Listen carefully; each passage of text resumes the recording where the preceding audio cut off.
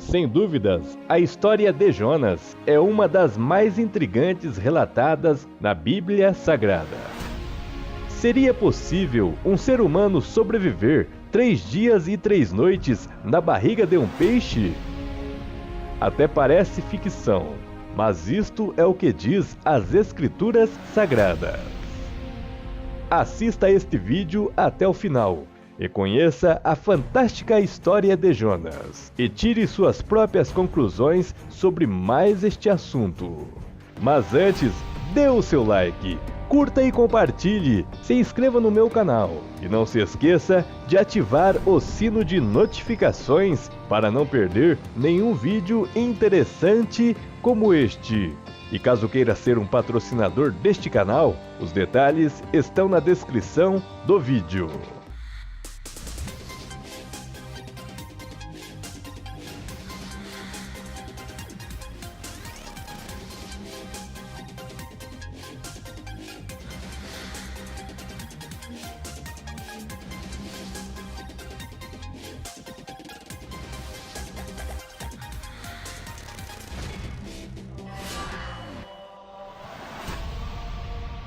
A Bíblia Sagrada é um dos livros mais misteriosos que se tem na face da Terra.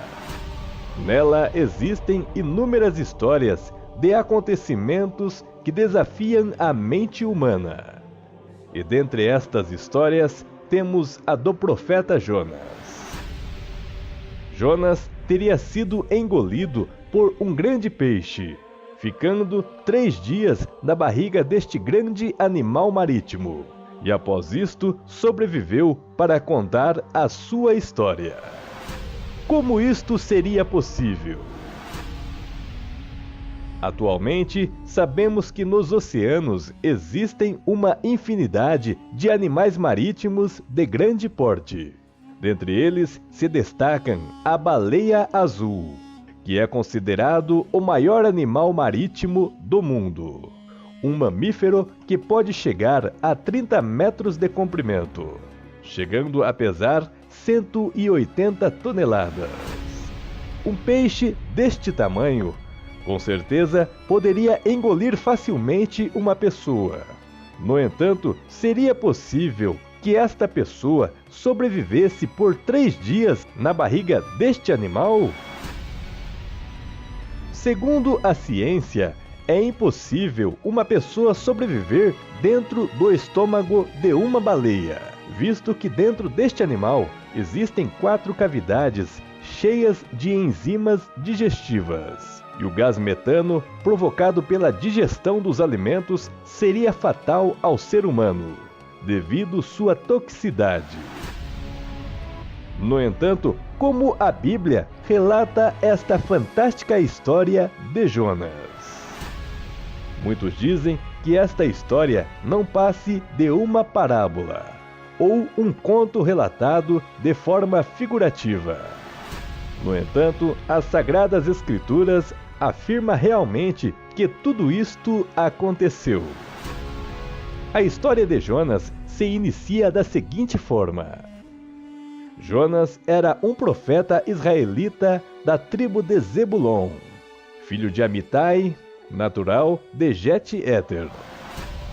A história conta que um certo dia Deus havia direcionado Jonas para ir à cidade de Nínive, porque a malícia daquele povo havia subido até os céus, e caso não se arrependessem, iriam sofrer a ira divina dentro de 40 dias.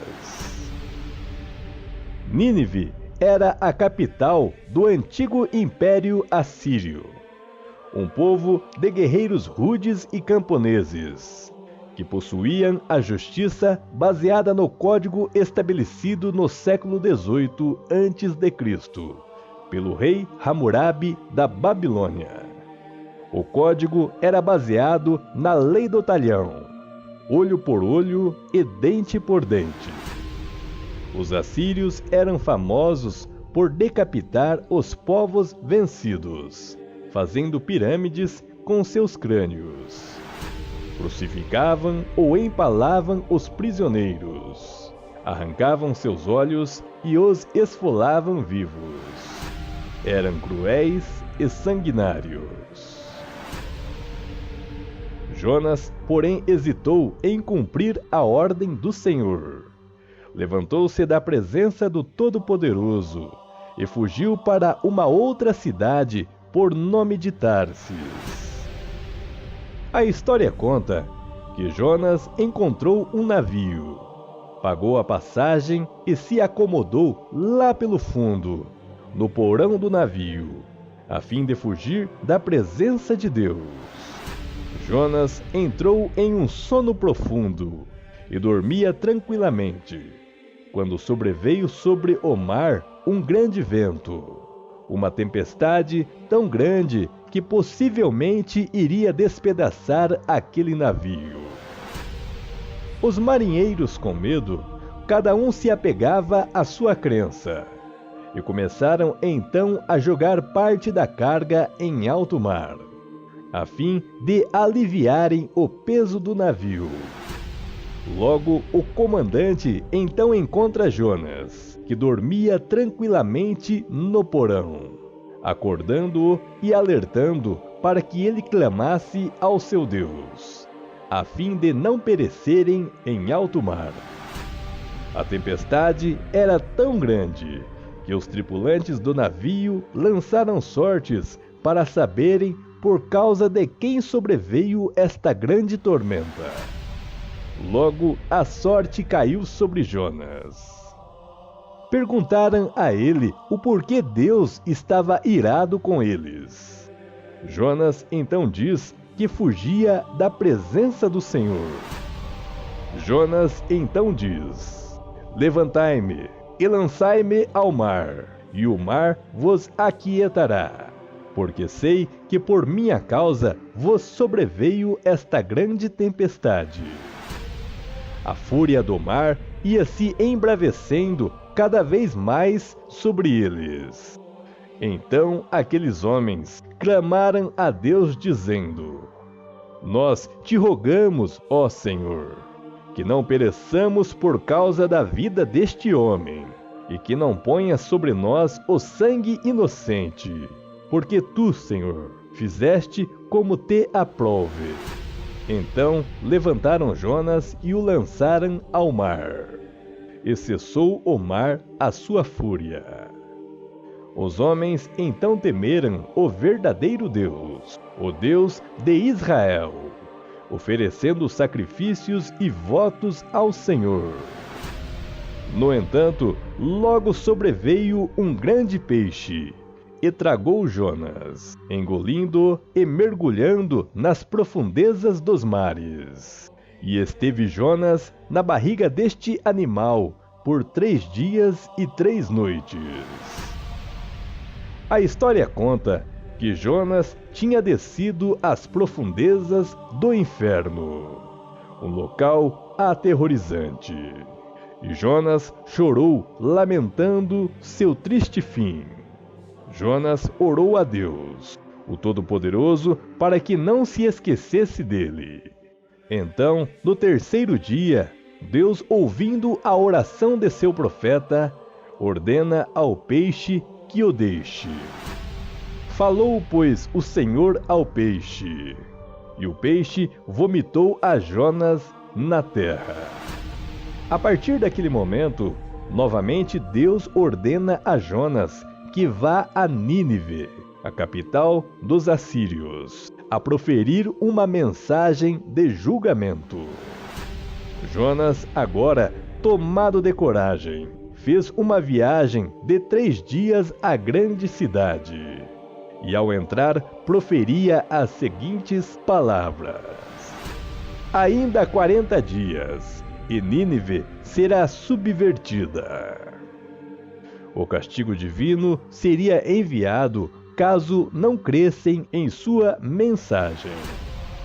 No entanto, aquele povo cruel e sanguinário acatou a mensagem de Jonas, proclamando um grande jejum sobre toda a nação, vestindo-se de saco desde o maior até o menor. A notícia havia se espalhado por todos, chegando até mesmo ao rei de Nínive, que não mediu esforços e logo se levantou de seu trono, tirando seu manto real e cobrindo-se de roupas de saco, e sentou-se sobre cinzas, como forma de humilhação ao grande Deus de Israel. O rei de Nínive fez um decreto proferindo as seguintes palavras: não provem coisa alguma, nem homens, nem animais, nem bois, nem ovelhas. Não comam, nem bebam água, mas sejam cobertos de saco, tanto os homens como os animais, e clamem fortemente a Deus, e convertam-se, cada um do seu mau caminho, e da violência que há nas suas mãos. Quem sabe se voltará a Deus, e se arrependerá, e se apartará do furor da sua ira, de sorte que não pereçamos. Então o Deus Todo-Poderoso viu o que fizeram, e como a nação de Nínive havia se arrependido do seu mau caminho, Deus então se arrependeu do mal que tinha dito que faria, perdoando aquela nação. No entanto, o profeta Jonas, observando tudo aquilo, ficou extremamente irado. O tal acontecimento desagradara seu coração, pois Jonas conhecia aquele povo, que antes era cruel e sanguinário, e agora Deus os havia perdoado por causa do seu arrependimento. Jonas então orou ao Senhor dizendo: Ah, Senhor, não foi isso o que eu disse estando ainda na minha terra? Por isso que me apressei a fugir para Tarsis, pois eu sabia que és Deus compassivo e misericordioso, longânimo e grande em benignidade, e que te arrependes do mal. Agora, ó Senhor, tira-me a vida, pois melhor me é morrer do que viver.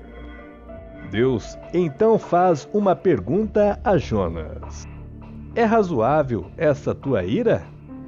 Jonas, então aborrecido, sai da cidade, indo se instalar ao oriente dela, fazendo uma barraca até ver o que aconteceria com a cidade.